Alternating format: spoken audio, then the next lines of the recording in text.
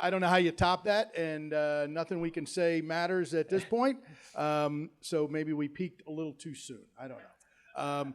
But he is obviously a tremendous, tremendously devoted country, and you see that in everything he does. So I will say one of the things that I know he would want to have talked about here, and I've talked to many of you about it, is making sure that we identify in every one of your countries Republicans who vote in the United States, who are registered and capable of voting, needs to vote. We need to organize that, because the level of our loss, quote unquote loss, in 2020 was only 34,000 votes in 3 states combined. So if we are able to find Republicans in Israel and in France and in Italy and Hungary and all over the different countries that are represented here, it's important. It is important. It is important not only for the presidential election, but for governor's races and U.S. Senate races and down the ballot in congressional races. So I urge all of you that's what I want everybody to leave with, is thinking about how we focus on that. And that's going to require an organization like this to really lead the way. And I would hope that all of you who could potentially help with it and finance it, because it's going to take a lot of work, but it's possibly the difference. So I just want to start with that. So Corey, hey, I'm Dave. This is Corey. So we didn't even get a chance to start before we got trumped. Well, that happens sometimes. And look, Dave and I have had the opportunity for the better part now of a decade to travel around not only the United States but around the world and look at races where we think we can make a difference. And what has been universal, whether it was the Donald Trump campaign in 2016, where the media and the pundits all said we couldn't win, to the 2020 race in Israel, where we were the senior advisors to Benjamin Netanyahu, to the race that just finished in Louisiana for Jeff Landry, the first time a first-time candidate didn't have to go to a runoff in 50 years in the state's history. There's been one common thread across all of those, and it's the investment in data early on and changing the way that the model can actually transpire. And a lot of you heard when Barack Obama won, they wrote a book called Inside the Cave. And it was kind of this data modeling project where they started to parse out individuals based on ideological specifications, socioeconomic status, religion, age, gender, etc. Well, where that was back in 2012 to where we are today is light years ahead. And what we saw, and part of the reason that I believe Prime Minister Netanyahu lost after we won in 2020, he didn't make the investment into that data modeling project. He won on a sheer, effort of force. He's very much like Donald Trump, just a force of nature. But the long-term benefit is what was lost. And so, as Dave and I have had the opportunity to go around the country and around the world looking for good candidates who want to talk about freedom and prosperity and returning the government back to the people, the common thread has been make those investments early. And what we saw in Louisiana, which just happened 3 weeks ago, that election, just 3 weeks ago, we saw a candidate who invested early in data and allowed us to run a very specific program so that the individuals who voted for Donald Trump in both 2016 and 2020, but don't traditionally show up in the off-year elections, the 2019s and the 2015s, we targeted those individuals. The data just came back. Jeff Landry increased the turnout by 30% from the individuals who don't traditionally vote in the off-year elections. That 30% increase equated to 2 additional points for him at the ballot box, which allowed him to get to 51.66 and avoid the runoff. So as candidates and as organizations, right, and entities, it takes capital investment to put into those data programs. And look, as I've talked to some of you here today, you've said, we get no help from the RNC. we don't have access to the data for the people who are living overseas in our countries that are registered to vote in America. We need that. Look, that data is available. And what Dave said is so right. We changed 35,000 votes in 3 states, and Donald Trump's the president today. We don't have a crisis in the Middle East. We don't have a crisis in Ukraine. We don't have a world that absolutely has no respect for the United States anymore. So those things are available to us, but you cannot wait until Election Day or the week before or the month before to do it. So, what we want to talk through a little bit today is some of those requirements to run a successful campaign, which many of you have done. But our first takeaway, and one that we did very successfully in 2016, was the investment in data and knowing as much about the electorate and the person who's going to be at the ballot box as possible. So what we really try to focus on is whether it's in individual states, which in the United States we have what we call swing states. Many of you know the nomenclature, but it's the swing states of Georgia and Arizona and Wisconsin and Michigan and Pennsylvania and several others. And you need to hyper focus on them. So we would go in and really try to map out all of those people who are potentially going to vote for Donald Trump. This is in 2016, and they carried that over into 2020, obviously. I mean, Donald Trump got more votes in 2020. This has never happened in the history of the United States, where the incumbent president got more votes than he did originally in 2016 and lost. Okay, it's never been done before. When he hit his number, it should have been enough. And so the Democrats went out and they, we call it they stuffed the ballot box. There's a lot that goes into that, but they were able to go out and ballot harvest, and they did these types of things that were brand new and that no one was looking for or at in the 2020 cycle. Now we see them coming. Doesn't mean they're not going to try to do something different. So we're clearly paying attention. However, the data doesn't lie, but the data is required. So when Corey's talking about the Landry campaign for governor, it's a big state, big population. And what we were able to do is go in and focus and send messages to their phones. Okay, we would what's called geofencing. We would geofence an area. Let's say this conference right here. We could send a message to every single person in this room. We don't know your name necessarily associated with your phone, but we know your IP address because you're in this room right now. And that's how the government does it too, just so you know. But we're able to, makes you feel better. So we're able to take that data and model it against other known entities. So in the United States, we might map that against people who are lifetime members of the NRA, people who are members of Citizens United or the Heritage Foundation or other conservative groups.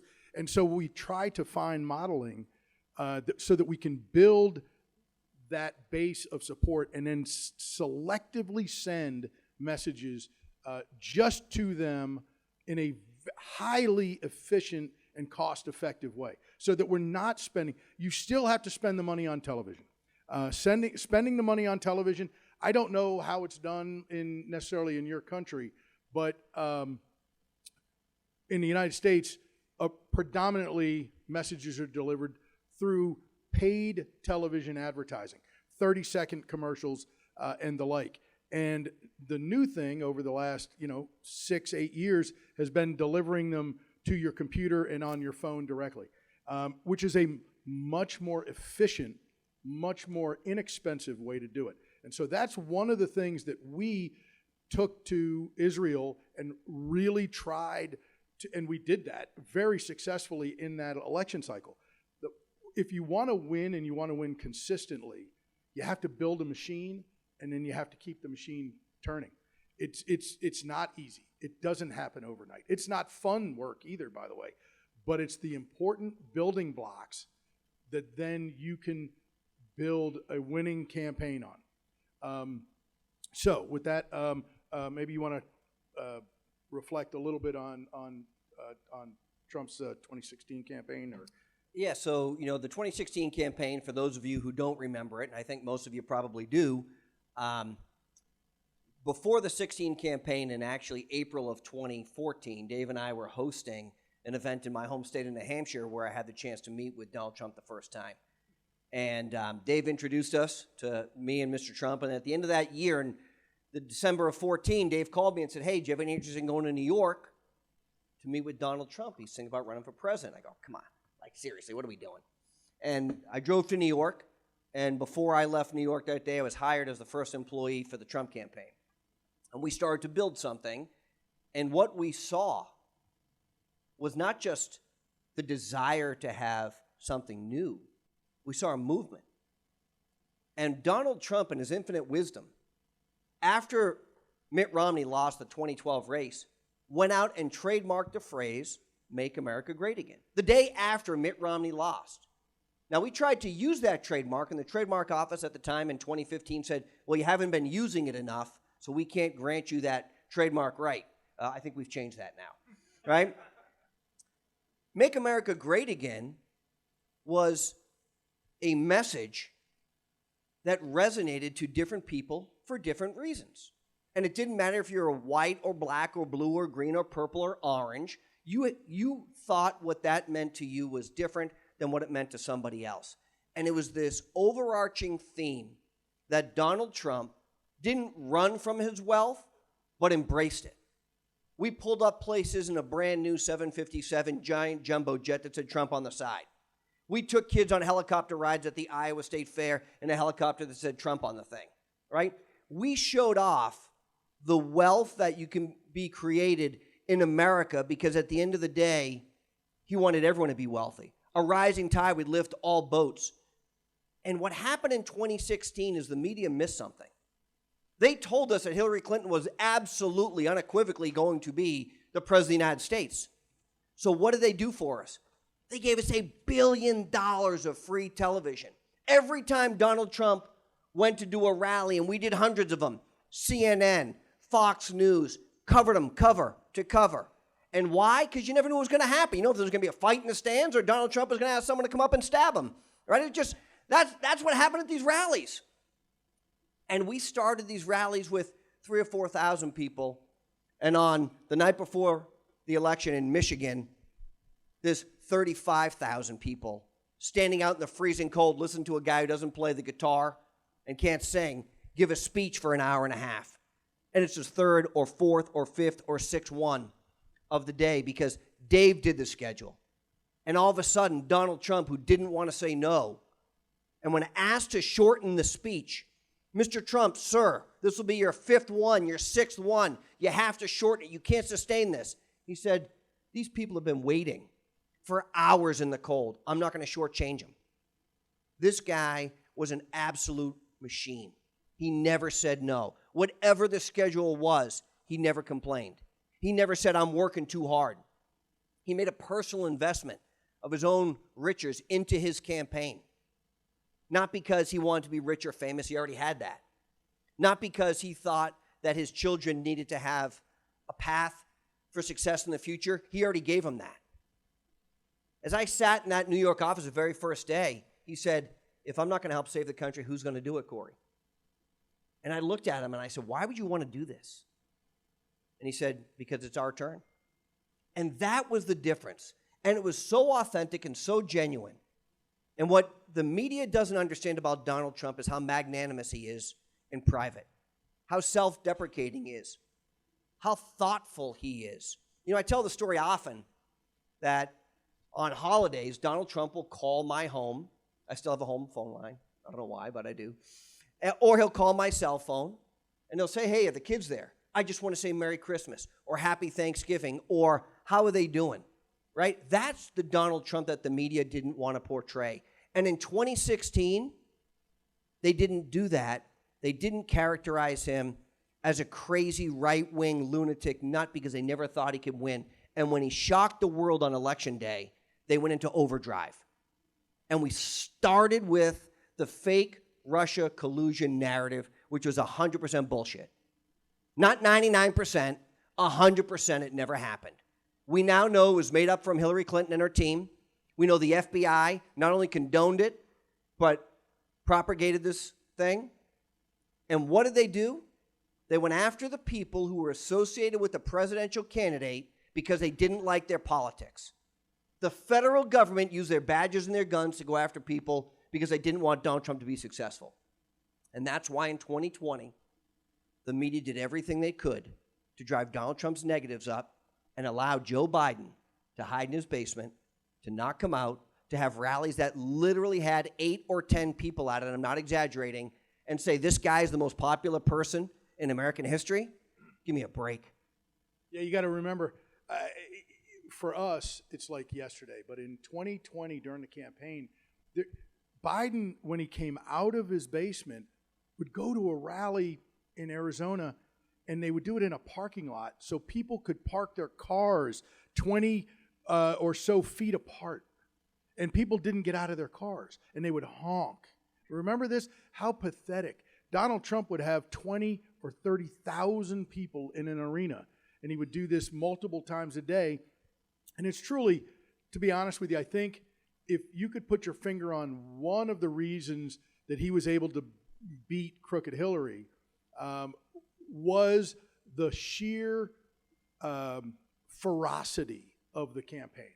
The campaign took on a life of its own because of Donald Trump's fire, because we had a candidate, and this is what I urge you to look at when you're recruiting candidates, when you're talking to people, they have to be willing to do it all. It's, to be quite honest, the difference between Bibi Netanyahu and the next guy. It's the difference between Donald Trump and the next guy. These are people totally dedicated. They're not a little bit invested, they're all in.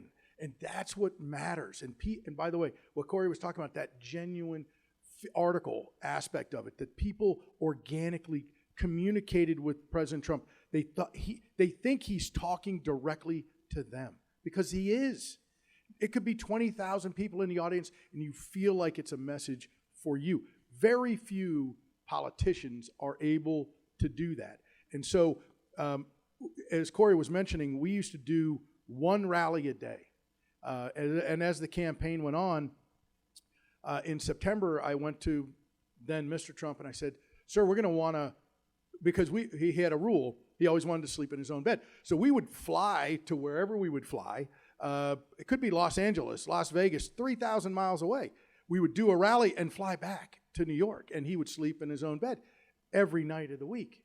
And I'd be like, "Sir, it's killing the staff, but we need to do more, not less. So we would like to go from one rally a day to 2, or maybe 3, or maybe even 5 or 6 a day as we get closer to the election." And he looked at me and he was like, "How are we going to do that physically?" And I said, "Well, don't worry about it. We got it. We'll use time zones, and we have time changes. We have an Air Force. You have an Air Force, so we'll just use it. We got it. We'll get in and out of places."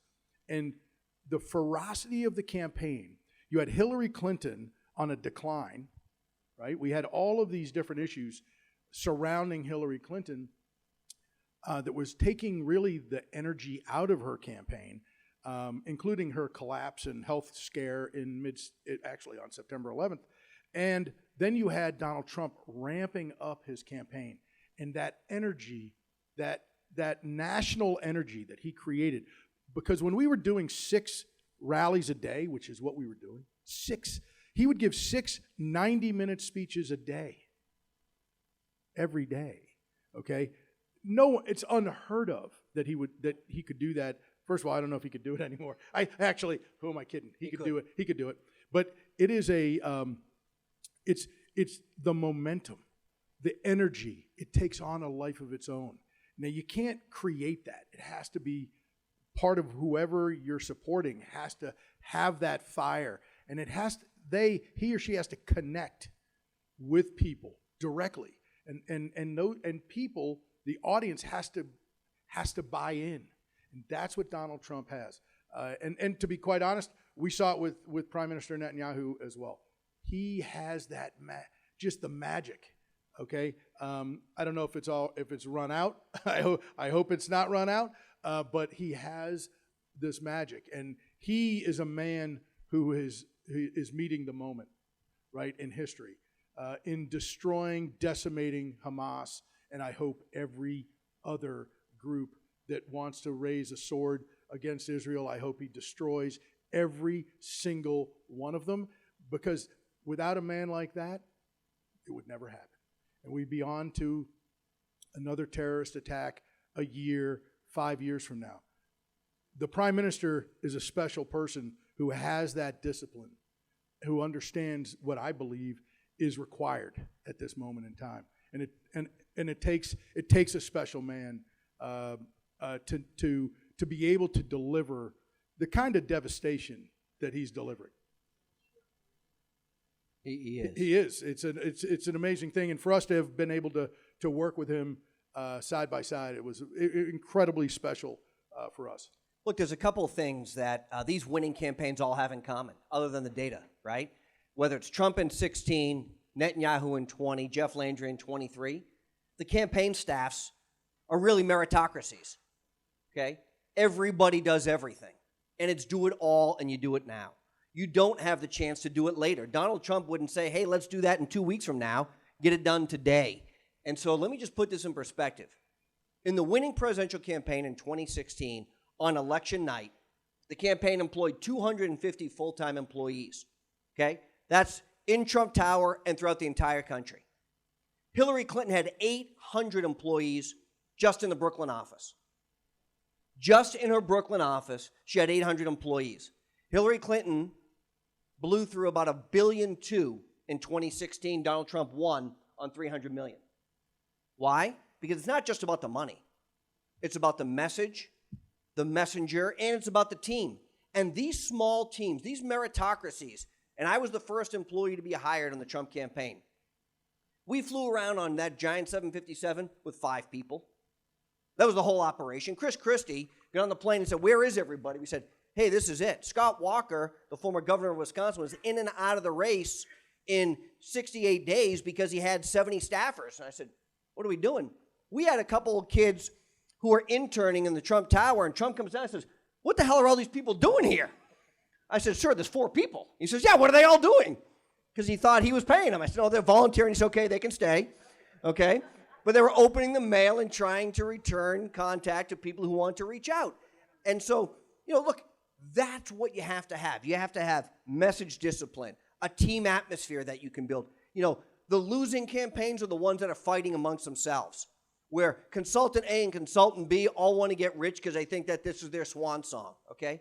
If you can't put a campaign team together that is vested in one thing, which is the outcome of the candidate, then you've got the wrong team. And the model that works and the model that should work is that when a candidate is successful, the consultants are successful. When I started with Donald Trump, sat there across from him at the table in January of 2015, and he was at less than 1%, I said, sir, here's what I'm going to propose to you. Every time you win a primary or a caucus in this presidential race, you're going to pay me. My interests are now tied to your interests. And he said, absolutely. Well, guess what? We went on to win 38 primaries and caucuses. It was very good for the Lewandowski family, and he was very happy to pay me every single time because you win. So if you can get people, as you're building a team, who are willing to take a percentage of winning as their bonus, as opposed to making all the money. We've seen it for so long. We have seen it now for 20 years. The consultant class has gotten rich running campaigns, and when the candidate loses, they blame the candidate, and when the candidate wins, they take the credit. But either way, the consultant gets paid. So as you guys are assembling your teams, looking for your candidates, small meritocracies, I would say think about all kinds of money that gets paid into polling, right? We've seen this all the time. All these polls. You have to pay more money to some polls. Look, a lot of these polls are already available to the public. They're already being done every day. So as you guys, again, think about what you really need in a campaign, particularly those campaigns that are running against an incumbent here in France, right? Not easy to beat an incumbent president. You better be able to save some resources because at the end you're going to need them. Because that October surprise, as we call it in the United States, that thing at the end of the campaign that's going to come up that you weren't anticipating, you need the resources to pay for it. So I will tell you this. The way you build your team makes all the difference. The professional nature and the meritocracy of your team makes all the difference. The candidate can do a lot, but he can't do it alone. So to assemble that right team with the right mindset and the right incentives get you a lot closer to winning than just putting somebody on there who is a name that really loses most of the races. And there's a lot of them. It's in the United States. I don't know, in your countries, there's a lot of political consultants. What we urge candidates to do when we visit with them, and we're friends with a lot of them. That's one of the reasons we work with Andrew. He's a buddy of ours. We care deeply that he won. Same thing obviously with President Trump. But campaigns have. I actually was in Miami day before yesterday, and I was having breakfast, and a guy running for Congress came up to me and wanted to tell me about himself, and he says, I hired this company to do my digital. I hired this company to do my television. I hired this company to do this. And he lists off 5 or 6 of the biggest political consulting groups.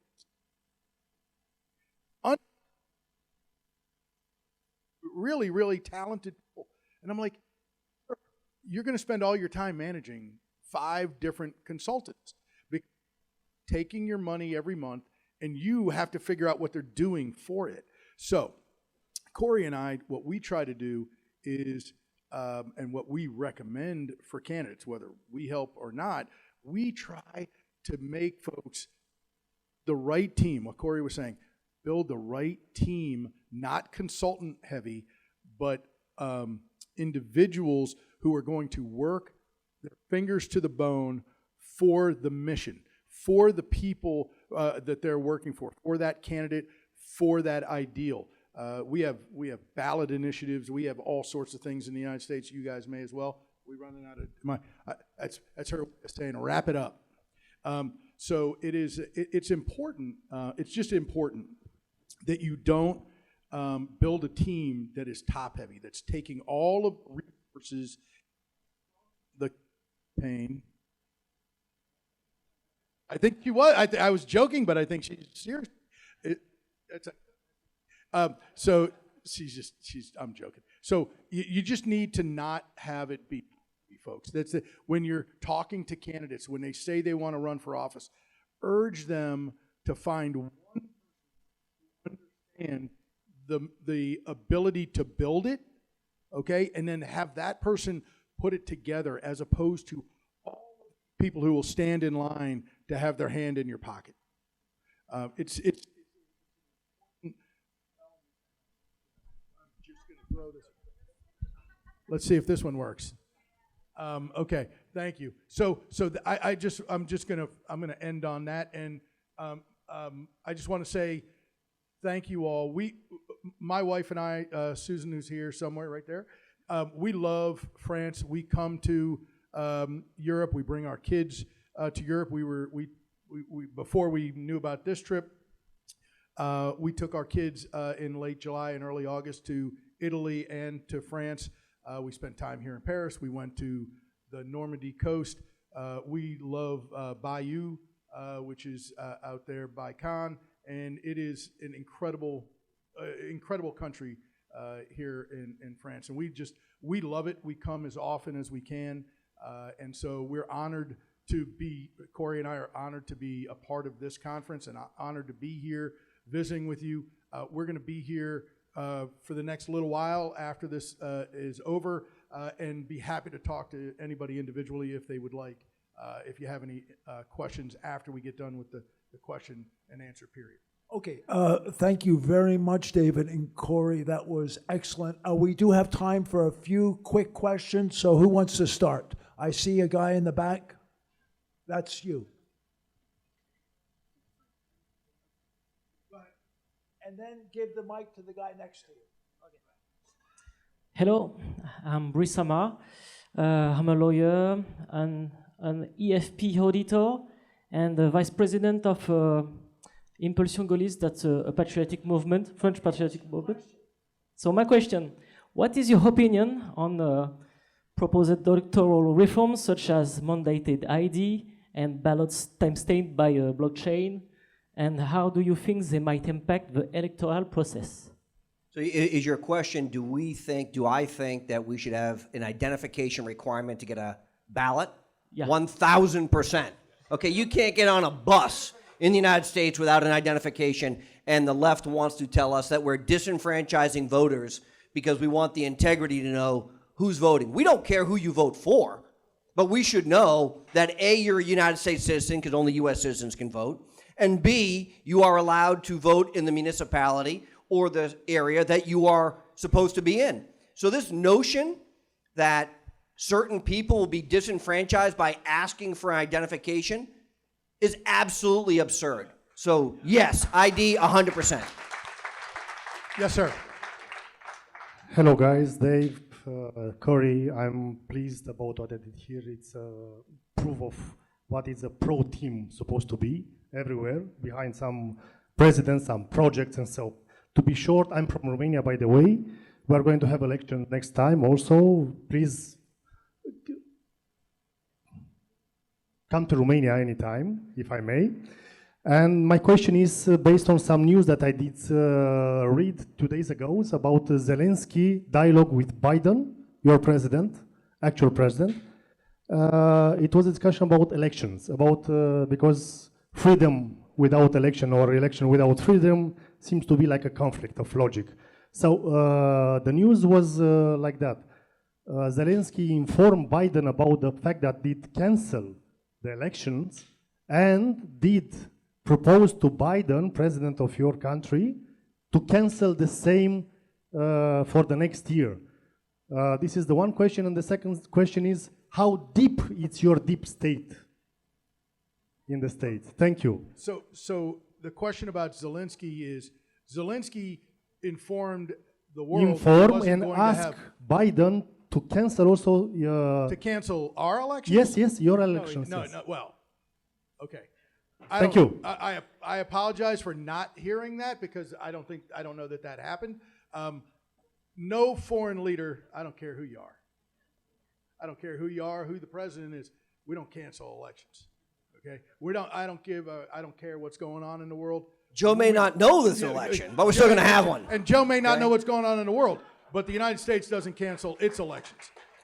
So that's it's not going to happen ever, and because that's a core tenet of our country and our democracy. So there'll be no canceling of elections. Yeah, and the second part is, how deep is the deep state? Look, I'll just tell you this. When Donald Trump came into Washington, D.C. and put his hand on the Bible the very first day, and I've been very critical, we weren't ready to go on day one, okay? There wasn't a team in place. And so what happened because of that, it took months to start to get his people into those government agencies, which are run by bureaucrats who have a mentality of, hey, you guys are renting the building for 4 years? We own the place. I've been here for 30, 40, 50 years, right? We had this guy, you ever hear from Fauci? Right? You ever hear that dude? 80 years. 70 years in the government, 60 years in the government. It's like unheard of. So, and in a lot of these jobs, they're important jobs to come in and work for a new president, in this case, President Trump. The deep state, they would use national security clearances as ways, oh, Corey, Dave, you can't, hey, we want them to work here, but we just it's going to take time to get their security clearances done. And then we say, well, we can't afford to wait. Okay, and then you lose good people because the deep state uses the tools that they have at their disposal to try and defeat our good people going in. So we have to do a much better job in the next transition to be much more aggressive, much faster, and much more organized. And here's the difference. Dave and I were appointed to a board that oversees the Pentagon, okay? Day one, Joe Biden walked in and fired us both on the spot. Like literally, no game, just actually they had to fire everybody because they couldn't just fire me or Dave because it was too political. So they fired everybody who had been an appointee of President Trump, which the mistake that Donald Trump made was he didn't do that. So they allowed the Obama administration's people to stay in place for 8 years. And these guys would come and be like, oh, hey, we like you actually, Mr. President Trump, so just let us stay. And they go, oh, okay, I guess this guy likes me. And they're killing us every single day. Biden walked in after 40 years of being in the federal government and knew how the game was played. And he said, Lewandowski and Bossie, yeah, no chance they're going to oversee the Pentagon. There's no chance these guys are going to stick around. You're both fired. So That made a good story. and by the way, I didn't mind. I've been fired before. We expected it. To be honest with you, we totally expected it. It's not a surprise that Joe Biden wouldn't want us anywhere near his administration. Any other questions? Yes, sir. Right there. Sit in the red tie. Hello, I'm Zoltan Koshkovic from CPAC Hungary, the Center for Fundamental Rights. You asked for direct questions. I guess this is going to be direct. The American public has voted for a brain-dead senator and a basement-dwelling half-dead person. Something is wrong with American democracy. What is it? The media. Listen, guys, you've got an adversarial media, if you haven't noticed, right? fake news. When the fake news New York Times puts on their front page a hospital that they claim Israel destroyed, right? On the front page of the paper, Israel blew up this hospital. No apology. By the way, all bullshit. Never happened. That's the New York Times, the biggest newspaper in America. And when the fourth largest newspaper in America, the New York Post, runs a story about Hunter Biden's laptop that we know to be true, censored. And if you shared that under the old guise of Twitter, your account was suspended for peddling disinformation. We've seen it. The media is in the tank. Look, the Pennsylvania election, which you've referred to, the U.S. Senate race, right? They had their candidate. They have their candidate in Joe Biden. The media has already decided who the next president's going to be. And I go back to what I said in 2016. They weren't prepared for Donald Trump. They didn't think that he could actually win. They told us Hillary was already the president. So they didn't pull the scams that they pulled in 2020. But now they are fully prepared, and they will do anything and everything, both legally and immorally, to keep Joe Biden in that place. Yeah, without question. The media is our biggest enemy and adversary. The members of the media, we say routinely on television that they hate Donald Trump more than they love our country. Their hatred and anger comes out in everything they do. And so when you talk about these two candidates that win, it's not that democracy is not broken because somebody wins. It is that the media creates the opportunity for that brain-dead senator to win, who should never have won. But the election was over because the debate that they wanted, the media wanted, was conducted after early voting had already been done. There was I think 800,000 votes in the state of Pennsylvania had already been cast, may even been more. It had already been cast before the debate. And if people had seen his presentation, they wouldn't have voted for him. And he just barely won. And we believe it's because of that early vote and the media manipulation of it. So we have a thriving, strong democracy. I despise when the left in our country talks about the threat that we on the right pose to democracy. We are the freedom fighters in our country. We are the ones standing tall for democracy. They would throw it out at their first opportunity to gain power and keep power. Maybe one more question? I think we're wrapped. Okay, there you go. The last one. Last one. Hi, my name is Gerald Olivier. I'm a Franco-American journalist and author. Regardless of what we think about what happened in 2020 and the result of that presidential election, I think we can all agree that there were substantial irregularities. So I have two questions for you. Number one, do you expect such irregularities to take place again in 2024? And what are you doing to prevent or counter them? Thank you. Yeah, so it's a great question, and one that I think, the Republican National Committee and attorneys around the country have looked at now for a long time, right? I was in the state of Pennsylvania immediately following the 2020 election.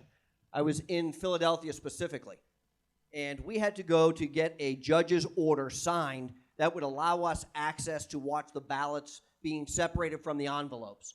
Because once the ballot's separated from the envelope, then they would count that ballot and certify it. But they were supposed to verify the signature on all these envelopes. And what they did was they just separated them as fast as they could so that you could never validate the signatures. We know there was fraud. We know there was abuse. And so, look, I think, and Dave probably doesn't want to tell this story, but I will. The night before the 2020 election, Dave and I were on what's called Air Force One.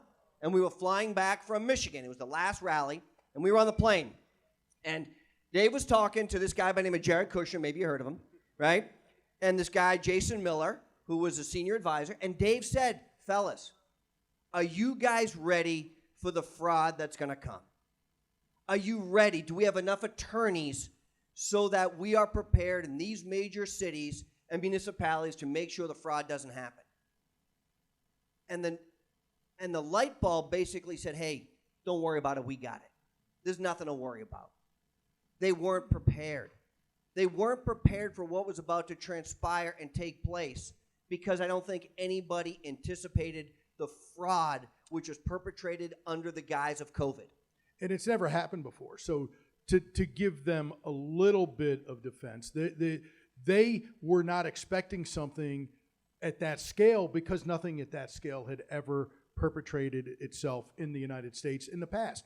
We presidential campaign, we have always had election day operations, okay, what we call EDO. And EDO is where you have lawyers ready to go at a moment's notice because in a highly Republican voting neighborhood, the polls don't open for some reason. And you have to send a lawyer to court to get a judge to order it to be opened immediately.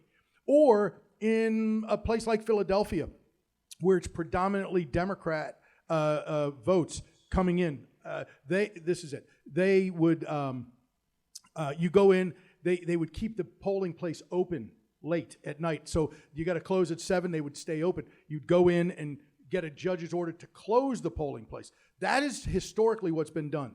Never have we seen drop boxes. This is all because of COVID and the COVID rules that were put in place. So this was partially because of those folks that we call the deep state, but they wanted to defeat Donald Trump at all cost, and that's what they did. There were no rules, no holds barred. So I thank you all. We'd be happy to take more questions and talk to you individually. I appreciate it. Thanks so much for having us. Thank you, guys.